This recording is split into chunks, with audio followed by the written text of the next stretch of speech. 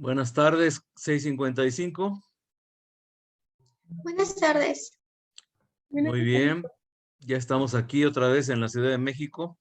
Estaba checando el video último, que estuvo fallando el internet allá y no pudieron ver bien los videos.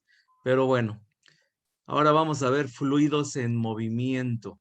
Lo que estuvimos viendo ahorita, desde que empezamos a ver fluidos, era que estaban estáticos, que no se movían. Ahora vamos a empezar a ver fluidos que se están moviendo. Nos interesa mucho este tema porque la sangre está corriendo en el cuerpo humano, entonces no está quieta. Entonces hay fenómenos físicos asociados al movimiento de la sangre en movimiento, en general de los fluidos. Entonces, vámonos aquí tengo un chat. Buenas tardes, Mesa Benítez. Ok, entonces voy a compartir pantalla, compartir sonido y vamos a ver esta clase del año pasado en donde vi fluidos en movimiento. Es importante que ustedes veamos. Voy a hacer más grande aquí el video, voy a checar el volumen. Sí, está al máximo. Ok, entonces aumento el tamaño. Y aquí vamos a ver entonces ese tema. Corre video. Evidentemente, la sangre circula en el cuerpo humano y la física de ese movimiento, pues es lo que vamos a ver, ¿no? Entonces, vámonos a compartir pantalla. Ya tengo aquí el Tipens listo. Lo están viendo, ¿verdad? No me digan que no, por favor. ¿Están viendo flujo de fluidos? ¿Sí lo están viendo? Sí. Bueno, ok. Entonces, ¿qué es un flujo de fluidos? Vamos a usar la plumilla del Zoom. A ver, la plumilla, aquí está. Y antes de empezar a leer, voy a dibujar aquí en esta parte de la izquierda. Si tengo un cigarro prendido, ustedes han visto que el humo primero sale muy bonito y luego se empieza a elevar y se empieza a hacer remolinos, ¿verdad? Bueno, pues en la parte donde va bonito el humo, que van en fila, se puede decir, las partículas que no se cruzan, se conoce como un flujo laminar. O también flujo aerodinámico. Cuando ya está en desorden, cuando hay remolinos, cuando chocan las partículas del flujo de esta sustancia del humo, pues, se conoce como flujo turbulento. Entonces, hoy vamos a ver estos flujos, pero básicamente el laminar es el que nos interesa. Vamos a suponer, si yo tengo una tubería, pues que el fluido pasa de forma laminar, de forma aerodinámica, que no chocan las partículas, que van en fila, que si una partícula, por ejemplo, está aquí, la que va atrás de ella siga la misma ruta, ¿verdad? Y no se crucen con la fila de junto, todo muy ordenadito. Esos son suposiciones ideales, pero en realidad eso no es posible, porque cuando van las partículas en la orilla, pues de repente friccionan con la pared del tubo y chocan y empieza a haber remolinos, ¿verdad? O si fuera un río, si lo viéramos por arriba, si hay piedras en medio, pues evidentemente empieza a haber remolinos, ¿verdad? Pero bueno, vamos a suponer primero que es un flujo ideal, un flujo laminar. Entonces, quito lo que acabo de dibujar. No me quiero cambiar de navegador porque si no me pasan cosas raras. Y con este navegador parece que todo va bien. Flujo de fluidos. Hasta ahora, nuestro estudio de los fluidos se ha restringido a condiciones de reposo. O sea, no está en movimiento el fluido, que son considerablemente más sencillas que el estudio de fluidos en movimiento. Las dificultades matemáticas a las que hay que enfrentarse cuando se intenta describir el movimiento de un fluido son formidables. La tarea se facilitará si establecemos ciertas suposiciones. Recuerden que la física básica es de suposiciones. Simplificamos el problema y poco a poco lo vamos complicando. Ante todo, consideraremos que todos los fluidos en movimiento muestran una corriente laminar o flujo aerodinámico. Y ahí está la definición. Dice, el flujo aerodinámico es el movimiento de un fluido en el cual cada partícula en el fluido sigue la misma trayectoria. Pasa por un punto particular que siguió la partícula anterior. Es lo que les dije, que van en fila india, se puede decir, ¿no? Y no se cruzan con las filas de junto. En la figura 15-12, ahí está, la figura abajo, muestra las líneas de corriente de flujo de aire que pasan por dos obstáculos estacionarios. Hagan de cuenta que estamos viendo un río por arriba, pues las corrientes van muy bonito, pero si encuentran una piedra en el camino, pueden suceder dos cosas: que pasen rápidamente alrededor de la piedra y sigan una misma trayectoria, o sea que se conservaría el flujo laminar, o que se formen remolinos, como en la parte de la derecha, ¿verdad? Y ahí se forma un flujo turbulento. Leo, la figura 15-12 muestra las líneas de corriente de flujo de aire. Bueno, aquí es aire, pero yo les dije que supongan que es un río visto desde arriba. A final de cuentas es lo mismo porque son fluidos. Dice, muestra las líneas de corriente de flujo de aire que pasan por dos obstáculos estacionarios. Observe que las líneas de corriente se rompen cuando el aire pasa sobre el segundo obstáculo, el de la derecha, generando corriente turbulenta y remolinos. Estos pequeños remolinos representan el flujo turbulento y absorben gran parte de la energía del fluido, incrementando el arrastre por fricción a través del fluido.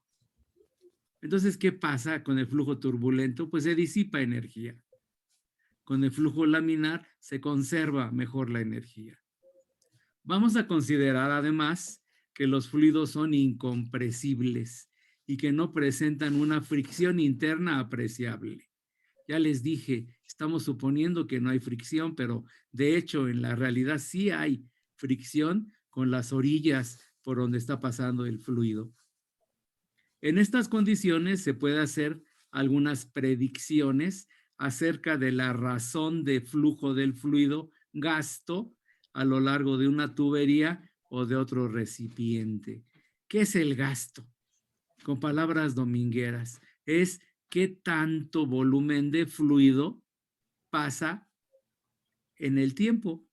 Entonces vamos a ver la definición. Dice, el flujo del fluido, gasto, se define como el volumen de fluido que pasa a través de cierta sección transversal en una unidad de tiempo. A ver, cheque, voy a poner aquí una tubería. Ahí, ¿dónde está la plumilla? Aquí. Una tubería de este grueso. Y vamos a irla angostando, ¿no? Por experiencia sabemos que el fluido va con cierta velocidad, V1, y cuando se estrecha, aumenta la velocidad, pasa más rápido, ¿verdad? Tengo una velocidad V2 que es mayor que V1. Entonces, ¿qué es lo que estamos viendo aquí? Estamos viendo que el flujo de fluido aumenta su velocidad. Estamos suponiendo que no hay fricción con las paredes. Estamos suponiendo también que no hay flujos turbulentos. Estamos haciendo, pues, el problema ideal, eliminando algunos inconvenientes. Ajá. Entonces, dice así, el flujo del fluido gasto se define como el volumen de fluido. Entonces, supongamos que aquí empezamos, aquí en la orilla del recipiente, y después de un tiempo T, llegamos aquí. ¿Qué significa? Que este pequeño cilindro es lo que circuló por este conducto en el tiempo T, ¿verdad? Tiempo T. Pues ese es el gasto. Además, chequen, si fuéramos a la parte más angosta, pues el tubo sería más largo, ¿verdad? La velocidad sería mayor, pero el volumen sería el mismo, aunque de forma diferente. Muy bien. Borro. Entonces, repito, el flujo del fluido gasto se define como el volumen de fluido que pasa a través de cierta sección transversal en una unidad de tiempo. Y aquí tenemos el dibujo, pero con un tubo de radio constante. No cambia el grueso del tubo. Chequen. Aquí tengo el área. A ver, déjenme la plumilla. Aquí tengo el área del tubo, que es la misma aquí. Si tiene una velocidad y pasa un tiempo, supongamos que la velocidad es constante. Entonces, si es constante la velocidad, pues me funciona esta fórmula. Velocidad igual a distancia entre tiempo. Si el tiempo pasa multiplicando, me queda que velocidad por tiempo es la distancia recorrida. Entonces, esta distancia que recorrió en un tiempo t es velocidad por tiempo, que es la misma que esta, evidentemente. Y estamos formando un cilindro. Ese cilindro tiene un volumen, ¿verdad? Que es el área de la tapa por la distancia que recorrió, que es B por T. Entonces, el volumen es igual al área por B por T. Y ese es el gasto a final de cuentas. ¿Estamos de acuerdo? Entonces, borro lo que acabo de pintar. Deshabilito la plumilla. Entonces, para expresar esta razón en forma cuantitativa, consideraremos el caso de un líquido que fluye a lo largo de una tubería, como se ilustra en la figura de arriba, con una velocidad media V en un espacio de tiempo T. Cada partícula de la corriente se mueve a través de una distancia B por T. El volumen V mayúscula que fluye a través de la sección transversal A está dado por, pues esto ya lo habíamos deducido, ¿verdad? Volumen igual al área de la tapa por la velocidad del fluido por el tiempo que transcurre.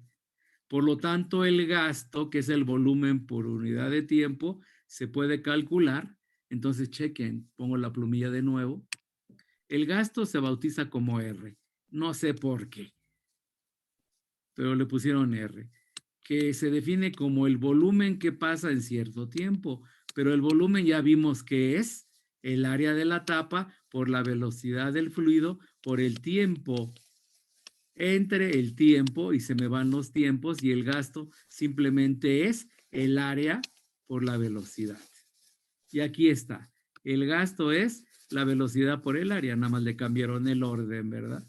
Entonces, a final de cuentas, el gasto de un fluido que va con velocidad constante es la velocidad del fluido por el área por donde está pasando. Limpio de nuevo la pantalla, deshabilito la plumilla y vámonos para abajo. Las unidades de R, el gasto, expresan la relación de una unidad de volumen entre una unidad de tiempo. Pues el volumen se mide en metros cúbicos y el tiempo en segundos. Entonces, las unidades que vamos a manejar nosotros están aquí abajito, metros cúbicos entre segundo, aunque aquí ponen por segundo. Si el fluido es incompresible y no tomamos en cuenta los efectos de la fricción interna, el gasto R mayúscula permanecerá constante. Esto significa que una variación en la sección transversal en la tubería, como se muestra en la siguiente figura, da por resultado un cambio en la rapidez del líquido, de tal modo que el producto B por A permanece constante. Explico esto. A ver, aquí sobre la misma pantalla, no quiero salirme de este navegador, lo repito. Voy a explicar ahora a mi manera. Está ya el dibujo, de hecho. Entonces, repito el dibujo que puse hace rato. Tengo un área 1 y este tubo empieza así, pero se empieza a hacer más delgado. Y además empieza a bajar. Eso ya lo veremos también en qué influye, que empiece a bajar. Y termina aquí con un área 2.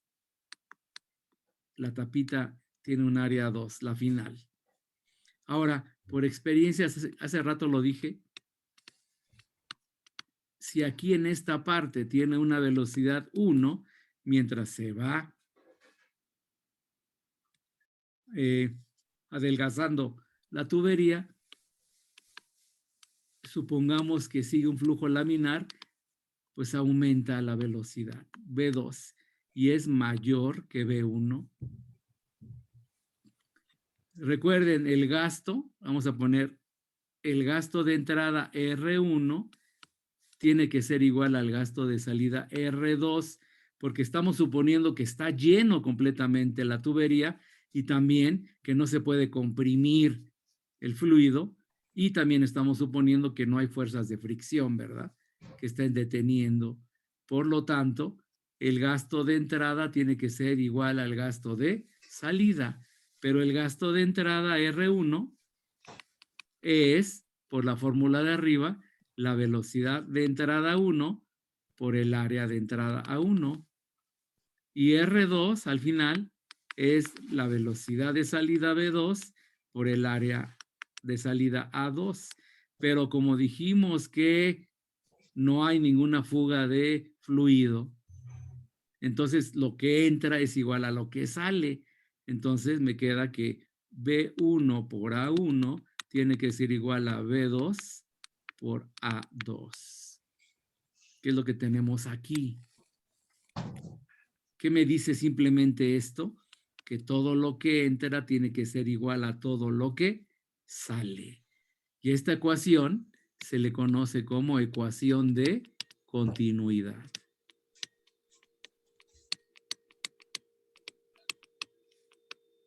No hay fuga, pues, de fluido. Muy bien. Borro lo que acabo de dibujar, dejo de habilitar la plumilla y vámonos ahora. Dice, simbólicamente escribimos R igual a B1 por A1 igual a B2 por A2. Un líquido fluye con más rapidez a través de una sección estrecha de tubería y más lentamente a través de secciones más amplias. Este principio es la causa de que el agua fluya más rápido en las partes de un arroyo donde las orillas del mismo están más cercanas entre sí.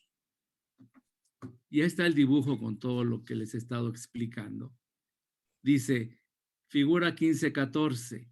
En el flujo laminar, el producto de la velocidad del fluido por el área de la sección transversal del tubo es constante en cualquier punto. Y bueno, aquí tenemos un problema. Este sí lo vamos a resolver, es muy sencillo. Dice, el agua fluye a través de una manguera de hule de 2 centímetros de diámetro. Vamos a dibujar aquí en esta parte que está en blanco. Entonces, me dice lo siguiente. Dice, tengo una manguera de hule y su área de entrada, aquí está el diámetro me dicen, vale 2 centímetros. Y la velocidad con la que viene aquí el agua, que le voy a poner B1, es de 4 metros entre segundo. Pero sucede que la manguera se va adelgazando.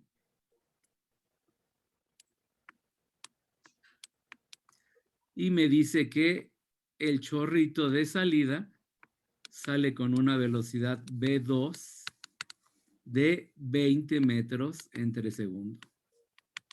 Eso lo hemos visto porque imagino que alguna vez han usado una manguera y le han tapado parte de la salida. Ustedes saben perfectamente que el agua sale con mayor velocidad.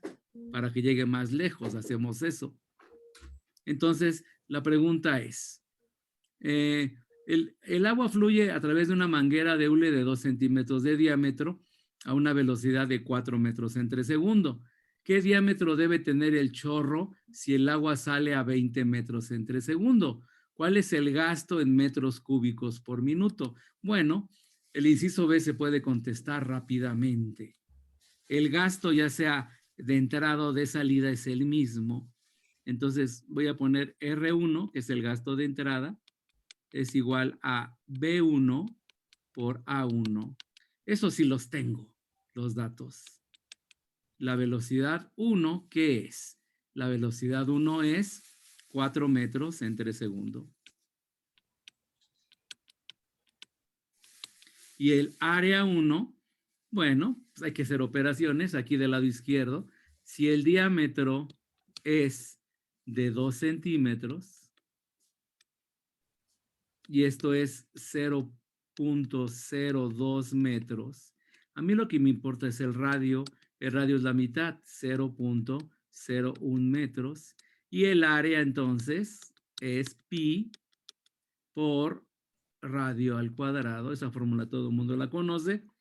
Y el área 1 entonces es pi por 0.01 por 0.01 es 0.0001 metros cuadrados. ¿Y cuánto me da eso? Vamos a tomar pi como 3.14 a secas nada más. Entonces me queda, a ver mi calculadora, tengo 3.14 por 0.0001 y me queda 0.000314 metros cuadrados. Por lo tanto, el gasto 1, vámonos del lado derecho, es 4 metros entre segundo por 0.00314 metros cuadrados y el gasto me queda 0.000314 por 4 y el gasto es 0.001256 metros cúbicos, porque chequen, es metro por metro cuadrado, es metros cúbicos entre segundo. Y ese es el gasto, ya sea de entrada o de salida. ¿Estamos de acuerdo? Ahora, ¿cuál es la otra? ¿Qué diámetro debe tener el chorro si el agua sale a 20 metros entre segundo? Bueno, pues vámonos aquí abajo. ¿Qué es lo que yo tengo? Tengo que R2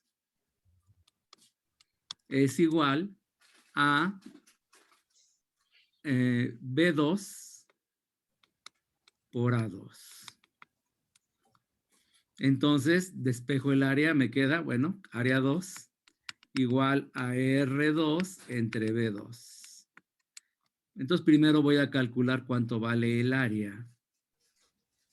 Y de ahí tengo que sacar cuánto vale el radio y de ahí el diámetro, ¿verdad?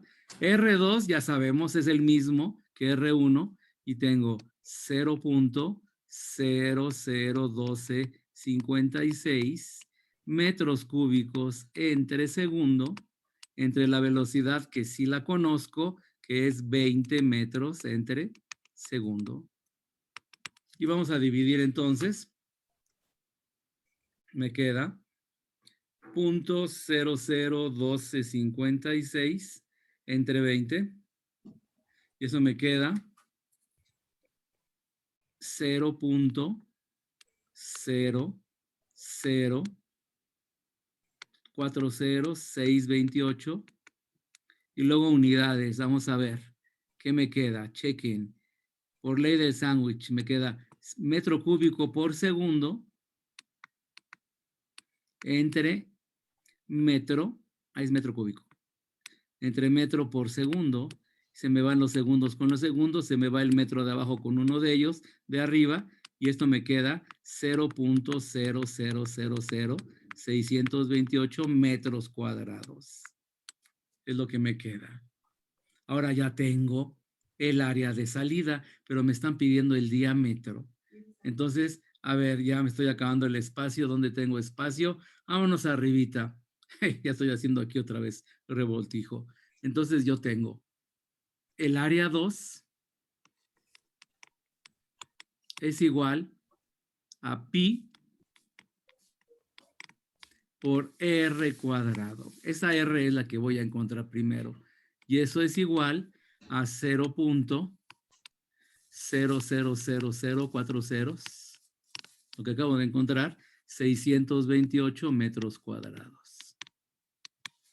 Entonces, despejando me queda que R es igual a 0.0000628 metros cuadrados entre 3.14, que es pi, y le saco raíz cuadrada porque lo que tengo es r cuadrada, yo quiero r, y ahora sí, voy a encontrar lo que vale r. Vamos a hacer las operaciones aquí en la calculadora. Tengo primero la división. Tengo .0000628 entre 3.14. Y eso me queda raíz cuadrada de 0.00002. Y eso sería metros cuadrados. Cuando saque raíz me quedan metros. R es igual a la raíz de ese número. Entonces vamos a ver. Vamos a girar mi calculadora. Y me queda raíz cuadrada de .00002. Y eso me queda. R es igual a .00044. Ya no voy a poner más decimales. Metros. Por lo tanto, el diámetro, que es el doble, sería .0088 metros. Y esto en centímetros, porque me dieron el diámetro inicial en centímetros, es 1, 2, 3, sería recorrer dos lugares, .88 centímetros. Y eso es el diámetro de la manguera en la salida. Ahora vamos a ver el libro. Ya voy a borrar esto. Ahí me da .88 centímetros. A ver. Borro. Vamos a ver qué es lo que hicieron aquí. Usaron otras fórmulas, pero ahí está. A ellos les da 0.89. Bueno, eso es por los decimales seguramente.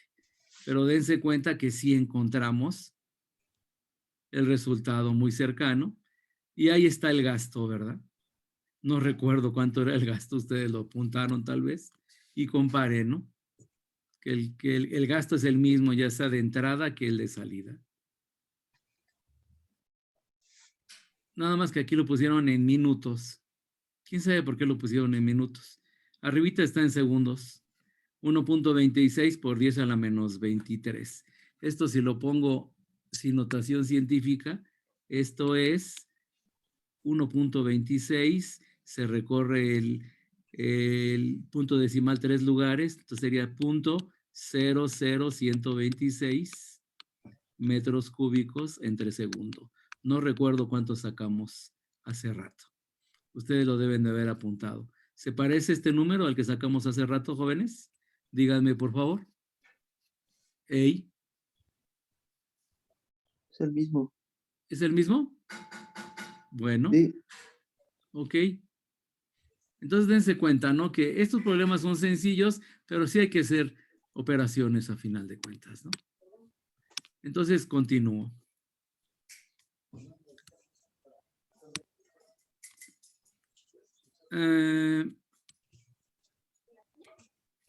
Presión y velocidad, dice. Hemos observado que la velocidad de un fluido aumenta cuando fluye a través de un angostamiento. Eso ya lo vimos.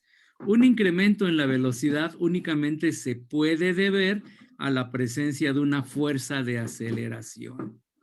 Para acelerar un líquido que entra al angostamiento, la fuerza de empuje proveniente de la sección transversal amplia debe ser mayor que la fuerza de resistencia del angostamiento. Explico de nuevo. Pinto con la plumilla. ¿Qué me está diciendo? Si yo tengo un tubo ancho y se va adelgazando, pues ya sabemos que la velocidad aumenta. Aquí es más rápida la velocidad. Pero ¿qué significa eso?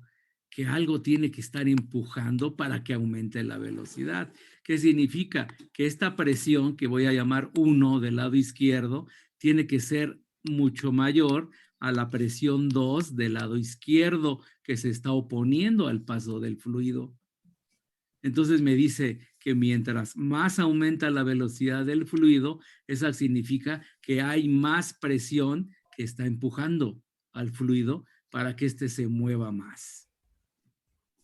Ya veremos nosotros esa relación entre presiones, velocidades. Ya veremos eso poco a poco. Luego dice, para acelerar un líquido que entra al angostamiento, la fuerza de empuje proveniente de la sección transversal amplia debe ser mayor que la fuerza de resistencia del angostamiento. En otras palabras, la presión en los puntos A y C, vamos a ver la figura, borro. Figura 15-15, ¿dónde está la figura 15-15? Ahí está. Este tubo también se conoce como tubo de Venturi. Aquí lo que me está diciendo, ya nos queda poco tiempo, ahorita lo vemos rápidamente, ya lo explicaré más tranquilamente en la clase que viene, el lunes, me está diciendo, aquí de este lado, del lado izquierdo, tengo una velocidad. Le voy a llamar B1. Cuando pasa por la parte más angosta, tengo una velocidad B2 mucho mayor. Y luego se vuelve más ancho y regresamos a B1, porque son iguales de anchos los extremos. Pero si coloco, por ejemplo, agua dentro de esta tubería, si meto el agua en estos tubos que están a la atmósfera, aquí está la presión atmosférica, están abiertos los tubos, en esta parte el nivel del agua va a llegar acá, lo mismo que acá. Como tiene la misma velocidad, hay la misma altura de agua, pero cuando va más rápido el fluido, el nivel del líquido es menor. ¿Qué me está diciendo esto? Que con velocidades bajas, la presión interna es mayor, que se opone a la atmosférica, por eso sube el nivel del líquido más alto. En cambio, se aumenta la velocidad, la presión interna disminuye. Por eso es que la presión atmosférica empuja más y es más pequeña la altura del líquido. Entonces, con este tipo de tuberías y experimentos, se dieron cuenta de que a mayor velocidad en un fluido hay menor presión interna dentro de ese mismo fluido. Borro. Me regreso. Dice, en otras palabras, la presión en los puntos A y C en la figura 15-15. Bueno, A y C son los extremos, ¿no? Y B es la parte del medio. La presión en los puntos A y C en la figura 15-15 debe ser mayor que la presión en B. Los tubos insertados en la tubería sobre dichos puntos indican claramente la diferencia de presión. Pues ya les dije, ¿no? Que se ven alturas diferentes. El nivel del fluido en el tubo situado sobre la parte angosta es más bajo que el nivel de las áreas adyacentes. Si H es la diferencia de altura, la diferencia de presión está dada, aquí está H, se me olvidó señalarlo ahorita. Aquí tengo la altura de estos dos tubos y aquí tengo la altura del tubo de en medio, pues hay una diferencia. Y aquí le llaman H en este dibujo. Entonces, ¿qué me dice? Me dice, si H es la diferencia de altura, la diferencia de presión está dada por la presión en A, que es la presión de la izquierda, menos la presión en B, es igual a ρ por G por H. Y esa fórmula ya la conocíamos, que es la presión hidrostática. Esto es cierto si se supone que la tubería está en posición horizontal y que no se producen cambios de presión debido al cambio de energía potencial. Y lo que vamos a ver la clase que viene es precisamente esto, que es el tubo de Venturi. Venturi encontró esto y esto nos va a ayudar para poder explicar muchos fenómenos que aparecen debido a que el fluido aumenta o disminuye su velocidad. Y aquí viene todo esto, pero ya nos quedan 2 minutos de Zoom. Ya no tenemos tiempo. En fin, dejo de compartir. Jóvenes, la tarea es para hoy, por favor. Recuerden, nada más son apuntes y resúmenes. Bueno, eso ya no coincide evidentemente con nosotros, 2021. Dejo de compartir. Entonces, como ven, es importante ver cómo se comportan los fluidos en movimiento. Ahí vamos a ver presiones y vamos a ver aplicaciones de este fenómeno, que es el efecto Venturi, por ejemplo, con los sprays, con los carburadores de los automóviles. Ahí se pueden explicar, ¿no? Lo que sucede, ¿no? Por qué cambian velocidades, cambian presiones. Y eso es lo que vamos a ver mañana. Mañana continuamos con este tema. Nos queda menos de 2 minutos.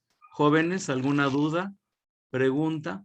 ¿Sí me hicieron la tarea que les pedí, la investigación de los frenos de un automóvil? ¿Lo investigaron o no? Sí, profesor. Bueno, ok. ¿Sí vieron los videos que no pudimos ver allá? Bueno, allá, cuando estaba yo en Tlaxiaco, allá en Oaxaca. Sí. Son sencillos los videos, ¿no? Muy ilustrativos, experimentos muy sencillos, ¿no? Pero bueno, ok, jovencitos, ya estoy aquí en la ciudad, por eso ya no tengo problemas con el internet.